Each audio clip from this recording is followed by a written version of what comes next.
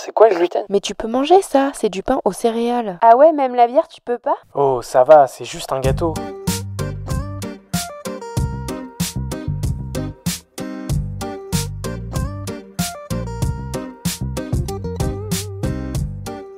Bienvenue dans le Gloomy Club.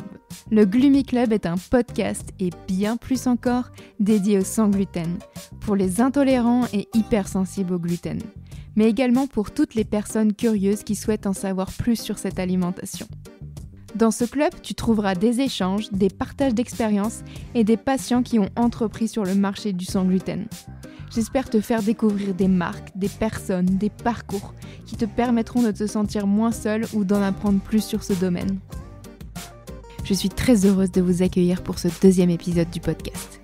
Il y a quelques semaines, je suis partie à la rencontre de Zoé, aka Zoé No Gluten, sur les réseaux sociaux. Je suis tombée sur le compte Instagram de Zoé dès que j'ai commencé mes recherches sur le gluten il y a quelques mois. J'ai très vite adoré son compte rempli de recettes sans gluten et une bonne humeur très communicative. Son credo, je ne mange pas sans, je mange différemment. Zoé est professeure des écoles à Paris et diagnostiquée de la maladie cœliaque depuis l'âge de 18 ans. Elle a créé son blog et son compte Instagram afin de partager son quotidien et ses recettes sans gluten. Pour les personnes mangeant sans gluten, vous savez à quel point il est difficile de trouver du bon pain sans gluten qui soit croustillant et moelleux. Eh bien, Zoé a trouvé la recette de notre bonheur, sa marque Zoémie, une marque de petits pains à préparer chez soi. 2 saveurs sont à retrouver sur son e-shop, sarrasin et châtaigne. J'en salive d'avance. Dans cet épisode, elle nous raconte son parcours et la création de sa marque. Je vous laisse à ma conversation avec Zoé. Belle écoute à tous. Merci Zoé, bienvenue sur le Gloomy Club. Merci. Pour te présenter un peu, donc toi tu es professeure des écoles, tu es atteinte de la maladie cœliaque et tu as un blog, un compte Instagram et tu as créé ta marque de pain, une recette facile à faire à la maison pour tout le monde. C'est bien ça? C'est exactement ça, merci beaucoup pour l'invitation. Comment s'est passé pour toi le diagnostic de la maladie cœliaque? Alors, le diagnostic, c'était il y a 7 ans. Donc, j'avais 18 ans, j'étais en dernière année à l'école. Je me sentais souvent malade, j'avais mal au ventre, j'étais très fatiguée. C'était pas des symptômes hyper graves. Je suis pas allée à l'hôpital ou quoi, mais j'étais pas 100% bien. Et comme je quittais la maison pour l'université, je voulais absolument savoir s'il y avait quelque chose à savoir. Et donc, je suis allée faire tous des examens médicaux. Et donc, j'ai très vite eu le diagnostic de la maladie cœliaque grâce à une prise de sang. Voilà. Donc ça, c'était la première étape. Et puis après, je suis partie vivre ma vie pour l'université avec ce diagnostic-là, ne sachant pas ce qu'était le gluten. Voilà. C'est ça. Et du coup, t'es partie, il me semble que j'ai lu ça dans ton blog, que t'étais partie à Londres, c'est ça? À Londres, oui. Et du coup, est-ce que quand t'as ton diagnostic qui est posé, est-ce que c'est simple pour toi de trouver une alimentation adaptée et en plus dans un pays que tu connais pas forcément? Alors, c'était pas simple parce que déjà, j'avais jamais entendu le mot gluten. En plus de ça, quand j'ai eu le diagnostic, en fait, j'étais déjà partie parce que j'ai fait les premiers examens. Je suis belge, donc en Belgique. Ouais. Et puis, je suis partie. J'ai reçu les résultats quand j'étais déjà à Londres. Donc, déjà, on a dû m'expliquer ce que c'est le gluten. Alors, ma première réaction, c'était que j'étais soulagée, en fait, parce que on avait une cause à tous mes symptômes et on avait aussi un traitement qui était facile à mettre en place, entre guillemets, dans ma tête, parce qu'il ne demandait pas de médication ou rien de tout ça. Il fallait juste que j'arrête de manger du gluten. Donc ça, c'était plutôt positif. Après, le négatif, c'est qu'il a fallu tout revoir. J'avais jamais cuisiné de ma vie, donc en quelque sorte, tout était nouveau. Donc voilà, j'ai directement mis en place les nouvelles habitudes, mais c'est vrai que y avait rien qui était facile. Faire les courses, fallait que je lise tout. Aller au restaurant, fallait que je demande tout le temps. Et puis les soirées étudiantes, c'est compliqué, parce que les soirées pizza, c'est pas possible du coup. Voilà. Et donc justement, comme tu disais, là, les étiquettes, comment décrypter une étiquette quand on vient d'apprendre qu'on est malade cœliaque? Est-ce que toi, du coup, tu t'es aidé de blogs, de sites? Comment Alors, au début, je vais pas mentir, j'ai fait beaucoup d'erreurs. C'est normal parce que du gluten, il y en a dans plein de choses et quand on oublie de regarder, ça arrive. Mais par exemple, j'ai mis du temps à comprendre qu'il y avait du gluten dans la sauce soja. Parce que j'avais juste pas lu l'étiquette, je m'étais pas dit que c'était possible en fait. Après, lire les étiquettes en tant que telles, c'est pas plus compliqué que ça parce qu'en Europe c'est quand même assez réglementé. Du coup, tous les allergènes sont en gras. Et gluten fait partie des allergènes à mettre en gras. Donc normalement, tu le vois assez facilement, rapidement. Mais bon, il faut apprendre à lire les étiquettes de manière rigoureuse. Toi, tu as été diagnostiquée un peu dans la période adolescence, post-adolescence. Justement, tu parlais des soirées étudiantes. L'impact social, justement, de la maladie sur ton quotidien, comment ça s'est passé ? Oui, au début, c'est pas facile à gérer parce que déjà, il faut comprendre ce qu'on a pour pouvoir l'expliquer aux autres et surtout l'accepter pour pouvoir le faire accepter aux autres. C'est quand même un premier point clé. Et après ça, oui, bien, il faut trouver des solutions parce qu'effectivement, si on peut pas manger aux soirées étudiantes, pas tous les étudiants vont manger autre chose à cause ou pour toi. Enfin, en tout cas, c'est pas comme ça que je voyais les choses moi. Donc, il faut que moi, je m'adapte. Donc, soit faut manger avant, soit faut manger après, soit faut apporter quelque chose à manger à la place pendant. Mais il n'y a pas 46 000 solutions différentes. Il faut trouver la technique qui te convient à toi le mieux. Et puis essayer et se tromper et recommencer. Voilà. Mais moi, je pense que le plus important, c'est surtout de ne pas se couper des autres parce que j'ai eu un moment où j'allais du coup plus au restaurant, par exemple, parce que je pouvais tout simplement pas manger. Et j'avais un petit peu honte d'arriver et de ne pas manger ou bien d'arriver et de dire que j'avais déjà mangé. Enfin, j'avais pas envie d'être trop bizarre. Du coup, je décidais de tout simplement pas y aller. Et ça, c'est quand même très dommage parce qu'aller au restaurant, c'est oui pour manger, mais surtout, enfin, en tout cas, dans mon point de vue, pour voir du monde et partager un moment sympa avec ses amis. Voilà.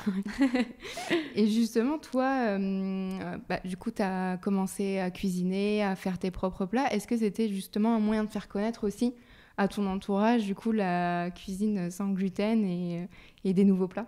Oui, alors à la base, c'était pas la cuisine, mon blog. À la base, justement, je voulais partager surtout cet aspect psychologique, social de la maladie cœliaque. Parce que quand on pense à la nourriture sans gluten, effectivement, on pense aux recettes et c'est une grosse partie. Mais pour moi, le plus compliqué, ça n'a pas été l'alimentation en tant que telle, mais ça a été tout le reste, en fait. Tout le regard des autres, toutes les situations sociales, l'aspect psychologique de la restriction, tout ça. Donc, de base, je voulais partager ça et partager surtout que manger sans gluten, c'est pas juste une mode, c'est pas juste parce que je veux embêter les gens. Je me suis rendu compte qu'en France, la maladie cœliaque n'est pas si connue que ça, alors que c'est quand même 1% de la population. Et donc, c'était là-dessus que je voulais partager. Je voulais expliquer qu'en fait, tous les gens qui mangent sans gluten ne le font pas par plaisir. Il y a des vraies raisons derrière et je voulais expliquer ces raisons-là. Après, je me suis rendu compte qu'effectivement, sur les réseaux, ce qui fonctionne et ce que les gens ont envie, c'est des trucs pratiques qu'on peut mettre en place rapidement. Du coup, des recettes. En fait. Et donc, les recettes sont arrivées après. Voilà. Mais à la base, oui, c'était plus l'aspect psychologique et ça m'a fait du bien d'écrire aussi pour pouvoir avoir des réponses toutes faites en fait en soirée parce que parler tout le temps, dire tout le temps la même chose, finalement, c'est plus très intéressant. Donc finalement, je disais aux gens, bah oui, t'iras voir mon blog. J'ai tout expliqué là-dessus, c'était plus facile. Et justement, le fait qu'on te pose beaucoup de questions, les mêmes questions à chaque fois, c'est quelque chose qui a pesé ou pas sur ton moral ? Non, pas forcément. Au début, peut-être. Au début, ça a été plus compliqué. Parce que justement, je ne l'avais pas encore accepté moi-même et je ne savais pas encore répondre. Aujourd'hui, comme je sais que je l'ai accepté, que ce n'est plus un problème pour moi vraiment, ça ne me pose pas de problème. D'ailleurs, c'est pour ça que je réponds à beaucoup de questions en ligne tous les jours. Parce que ça me fait plaisir d'aider. Justement, je me dis que j'aurais aimé avoir eu quelqu'un pour me répondre à toutes ces questions au moment du diagnostic. Donc, j'essaye de le faire pour les autres. Les questions que tu reçois sur Insta, c'est autant des personnes jeunes que, par exemple, des mères de famille pour leurs enfants. C'est oui, alors sur Instagram, j'ai beaucoup de femmes. Non, mais c'est vrai. Alors après, l'âge varie beaucoup. Donc, effectivement, j'ai beaucoup de personnes jeunes, comme j'ai beaucoup de mamans qui ont des enfants allergiques à beaucoup de choses, pas seulement le gluten. Et puis après, oui, j'ai des grands-mères aussi qui veulent faire plaisir à leurs petits-enfants. Enfin, j'ai un petit peu de tout. Puis des amis qui veulent trouver des restaurants pour d'autres amis, faire une surprise. Voilà, non, c'est un petit peu... y a les malades cœliaques et puis ceux qui ne sont pas malades cœliaques aussi, ceux qui mangent simplement sans gluten. Ceux qui ont des questions sur le diagnostic, qui se demandent ce qu'ils ont en fait et qui me demandent comment j'ai été diagnostiquée, pourquoi, ce qu'ils devraient faire, etc. Ok. Et tu as vu, toi, une différence entre le début, au moment où tu as été diagnostiquée, et actuellement, 2022, l'acceptation des, je dirais, entre guillemets, nouveaux régimes alimentaires, les allergies, tout ça ? Je pense que oui. Je pense que ça va dans le bon sens. La France est certainement moins développée que d'autres pays, mais il y a de plus en plus de choix. Dans les supermarchés, en tout cas, la plupart des supermarchés maintenant, il y a un rayon sans gluten, ce qui n'était pas du tout le cas avant. Avant, il fallait aller dans des magasins spécialisés. Donc maintenant, ça, c'est quand même génial. Après, dans les restaurants à Paris, ça commence à devenir mieux. Mais il y a quand même encore beaucoup d'incompréhension par rapport à tout ça et de manque de clarté par rapport au fait que la maladie cœliaque, c'est quelque chose qui est réel en fait. On peut l'associer à une vraie allergie. C'est pas une allergie, mais à quelque chose de plutôt grave et c'est pas juste parce que j'ai pas envie. Et du coup, il y a parfois encore pas mal d'erreurs dans les restaurants justement parce qu'on n'est pas encore assez au courant de ce qu'est vraiment le gluten. Même si c'est un mot qu'on entend beaucoup, finalement, qu'est-ce que c'est pas si clair que ça. Ouais. Ça m'est arrivé au restaurant justement de demander des plats sans gluten. On m'a demandé si c'était justement le même régime sans viande, vegan ou végétarien. Donc il y a encore du travail, mais c'est quand même beaucoup plus ouvert qu'avant, en effet. Oui, parce qu'effectivement, les restaurants qui proposent des options sans gluten, souvent proposent des options sans allergènes tout court. Ils mettent tout dans le même panier. Du coup, ça fait un amalgame dans la tête des gens. On se dit, sans gluten, c'est vegan c'est sans gluten, c'est sans lactose, c'est sans tout, en fait. Alors que non, il n'y a pas les mêmes raisons derrière et puis c'est pas du tout la même chose, non. Tout à l'heure, tu disais que tu avais arrêté d'aller au restaurant. C'est quelque chose que tu as repris avec tes amis maintenant ou pas ? Oui, alors oui, bien sûr. Maintenant, je vis tout à fait normalement. Je vais partout. Et puis je me dis que je vais dans tous les restaurants en fait. Et d'habitude, j'arrive à trouver une option. Après, si j'arrive pas, je mange avant, je mange après, mais j'y vais quand même parce que ça me fait plaisir d'y aller et ça ne me pose plus de problème en fait de pas pouvoir manger à certains événements. C'est vraiment pas grave pour moi. Oui, j'ai un petit peu lâché prise parce que ce qui m'avait fait très peur, c'est tous les discours un peu alarmistes sur justement les contaminations croisées, le fait qu'il y a du gluten dans tout, le fait qu'il faut faire très attention. Alors c'est vrai. Mais ce que je me dis, c'est que c'est une condition que j'ai à vie et que je ne vais pas me priver de vivre. Ce serait embêtant. Du coup, maintenant, je vis. Et puis parfois, effectivement, il y a des accros. Il y a des fois où ça ne se passe pas aussi bien que prévu. Et je relativise et je me dis que ce n'est pas grave. Alors, c'est facile à dire, c'est parfois moins facile à faire parce que je ne me sens pas toujours très bien après. Mais ça en fait partie et je me dis que ce n'est pas très grave. Et puis, ce qui me rassure beaucoup, c'est que je fais quand même des examens de contrôle chaque année pour être certaine que finalement les conséquences long terme sont gérées, entre guillemets, parce que la maladie cœliaque, c'est quand même une maladie auto-immune avec des conséquences lourdes sur le long terme si on ne suit pas le régime sans gluten comme il faut. Et donc, je fais quand même attention à ça. Et tant que mes résultats sont bons et que je suis en bonne santé, mais je continue mon mode de vie comme je le fais maintenant. C'est ça. Et puis, il ne faut pas oublier que c'est pas parce que tu manges pas de gluten que tu peux pas te faire plaisir non plus, que ce soit au restaurant ou sur de la nourriture. Bah oui, mais c'est important parce qu'il y a tout l'aspect restrictif en fait. Dire tout le temps qu'on mange pas ci, pas ça, parce que sans gluten, c'est quand même sans beaucoup de gourmandise. Ça peut devenir dangereux pour l'aspect mental parce qu'il y a l'aspect physique bien sûr, mais il faut garder l'équilibre mental. Et je pense que c'est un gros point de la maladie cœliaque qui est très peu souvent abordé, alors que pour moi, c'est très très important. Parce que quand d'un coup, on te demande de changer toutes tes habitudes et de rayer à peu près la moitié de ce que tu mangeais, eh bien, ça peut être compliqué. Oui, tout à fait. Et donc toi, tu as commencé par ton blog ou par le compte Instagram ? Alors, j'ai commencé les deux en simultané. Ok. Parce que je me suis dit que personne n'allait tomber sur mon blog si j'en parlais nulle part ailleurs et qu'on est un petit peu à l'ère d'Instagram. C'est ça. Et donc, je me suis dit que j'allais communiquer sur Instagram par rapport au blog. Alors, il y a plus de gens qui lisent ce que j'écrive sur Instagram que sur le blog. Le blog a eu des lecteurs, mais c'est vrai qu'il n'y en a pas eu tellement que ça non plus. Donc, j'essaye de relayer à peu près les mêmes informations sur les deux plateformes. Et j'avoue que là, le blog, je ne l'ai plus trop alimenté depuis un petit temps. Les articles, il est toujours vivant, mais j'y ai plus trop touché. Il faudrait que je fasse quelque chose. Du coup, on peut retrouver tes recettes sur ton compte Instagram. Oui, toutes les recettes en fait sont sur mon compte Instagram et elles sont bien mieux expliquées sur mon compte Instagram aujourd'hui que sur le blog, de toute manière. Ça marche. Et donc, du coup, là, récemment, tu as créé ta marque de pain maison, du coup, où on reçoit une farine, si je ne me trompe pas. Oui. On met un peu d'eau et on crée ces petites boules de pain qu'on met au four soi-même. Oui, c'est ça ? Tout à fait.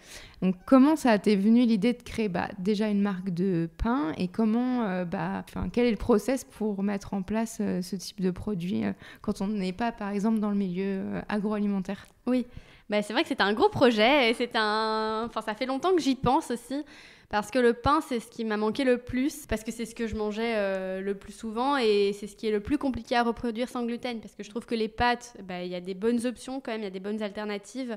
Les gâteaux, j'arrivais à en faire aussi, mais le pain, c'est vrai que j'avais plus de mal à en faire et à manger du bon pain.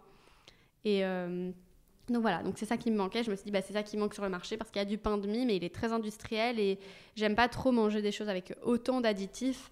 Donc je me demandais si c'était pas possible d'avoir du pain qui soit bio, qui soit bon pour la santé aussi, parce que parfois les pains sans gluten, en fait finalement, dans le marketing, on se dit que c'est meilleur, mais c'est pas forcément meilleur parce qu'il y a beaucoup d'additifs dedans. Donc voilà, donc ça c'était une de mes idées. Je suis partie à Copenhague l'été dernier, donc pas l'été 2021. Trop chouette. Oui, parce que j'ai été travailler dans une boulangerie au levain sans gluten là-bas. Trop bien. Oui, que j'ai trouvé par le biais d'Instagram. En fait, ils m'ont très gentiment accueillie et je suis allée les aider à travailler pendant 1 mois. Et j'ai trouvé ça génial. Et leur pain était absolument délicieux là-bas aussi. Donc je me suis dit, en fait, c'est possible de faire du bon pain sans gluten. On m'avait toujours dit, non, mais le pain sans gluten, c'est impossible, ce sera jamais bon. C'est pas vrai. Il faut persévérer, c'est possible. Et donc, depuis lors, je m'étais dit, en fait, je peux pas importer le pain de Copenhague parce que c'est du pain frais et que c'est pas possible. Mais par contre, je vois que c'est possible à faire, donc il faudrait que je continue à chercher et à le faire moi-même. Donc pendant quelques mois, je l'ai fait moi-même, mon pain au levain à la maison. C'est très chronophage et c'est très bon, mais je me suis dit, en fait, c'est pas faisable pour la plupart des gens parce qu'on n'a pas tous autant de temps à dédier à faire du pain. C'est plus le Covid. donc, il faut trouver une solution. Et j'ai fait des recherches et j'ai trouvé un fournisseur qui pouvait me proposer un mélange de farine avec du levain en poudre dedans. Parce qu'en fait, le levain, c'est un mélange de farine et d'eau qui a fermenté. Mais si on le dessèche, si on le déshydrate, ça devient de la poudre.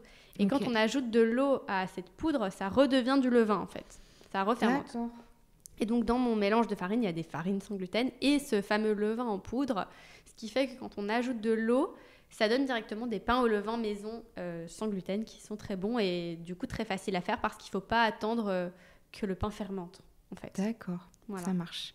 Et donc ça, c'est vendu sur ton site internet. Oui. Et il me semble qu'il y a plusieurs, je ne sais pas si on peut dire goûts. Il me semble qu'il y a châtaigne et sarrasin, c'est ça ? Tout à fait. Tu as bien fait des recherches. J'ai commandé, j'attends mon paquet à la maison. Oui, donc il y a deux goûts différents pour le moment. Il y a un pain à base de farine de châtaigne et un pain à base de farine de sarrasin. J'espère en avoir plus bientôt, mais pour le moment, j'en ai 2. Voilà. Ouais. Et oui, on le commande en ligne. Et puis, comme c'est moi qui gère toute la logistique et que c'est assez nouveau, c'est un petit peu chaotique pour le moment. Mais ça va s'améliorer. Non, ça va s'améliorer. Et puis, pour le moment... mais je pense que la plupart des gens qui ont reçu leur pain sont très contents. En tout cas, j'ai des retours très, très positifs. Ce qui me fait vraiment chaud au cœur parce que c'était vraiment mon but. C'est que tout le monde puisse faire son pain sans gluten chez lui, n'importe où il habite en France, pour le moment en tout cas. Super. Et donc, tu livres seulement sur la France pour le moment ? Non, pour le moment, je livre en France, en Belgique, au Luxembourg, aux Pays-Bas. Voilà, parfait. Pour le moment, c'est ça, mais on verra si on ne peut pas agrandir aussi un jour.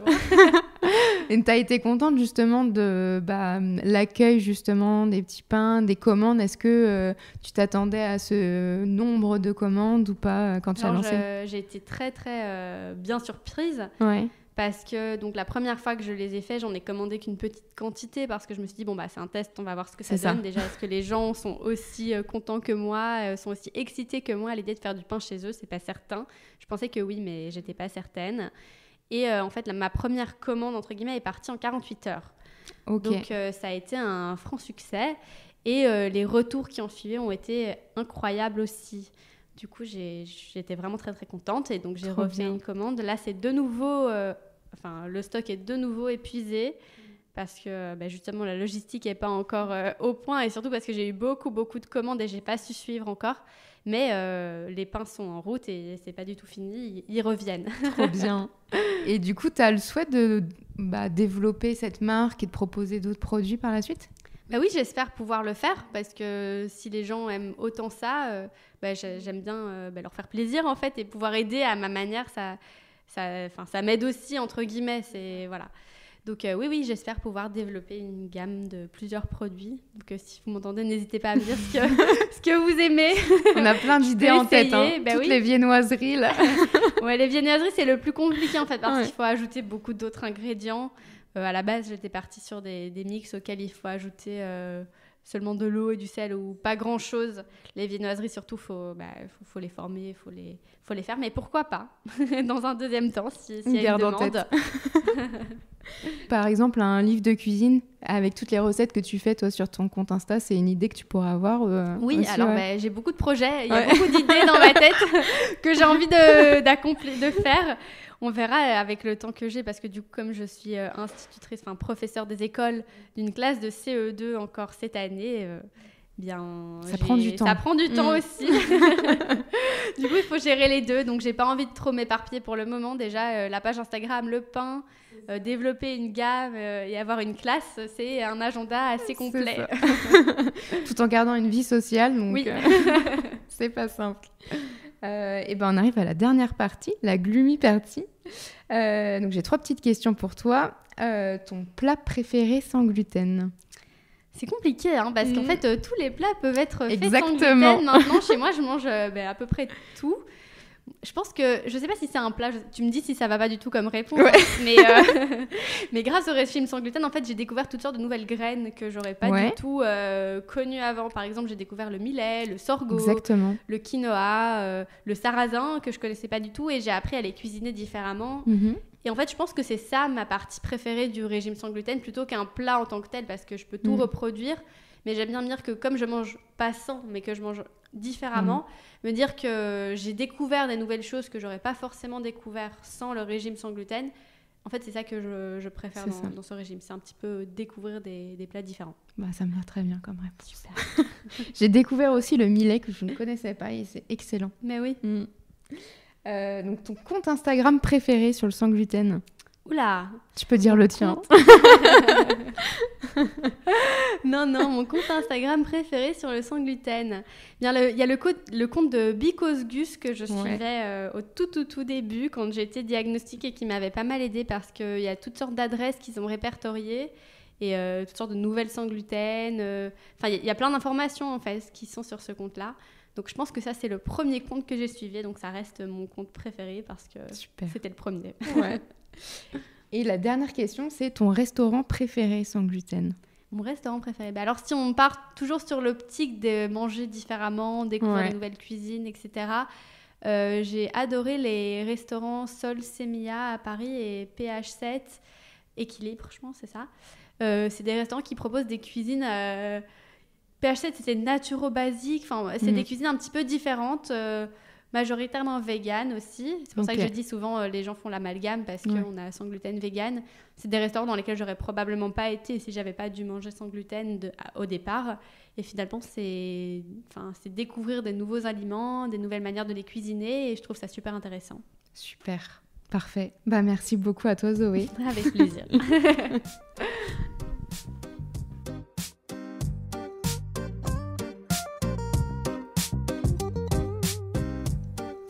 Merci d'avoir écouté cet épisode. J'espère que vous avez passé un bon moment. Vous pouvez retrouver tous les liens sur le site gloomy-club.fr. Si vous avez des idées de sujets, n'hésitez pas à me suivre et à m'écrire sur Instagram. Abonnez-vous au Gloomy Club sur votre plateforme de podcast préférée. Afin de soutenir le podcast, laissez une note et un avis sur Apple Podcast. Cela permet de faire connaître le Gloomy Club. Je vous dis à la semaine prochaine pour un nouvel épisode. Bye!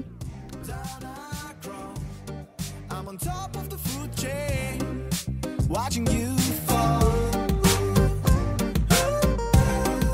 watching you fall,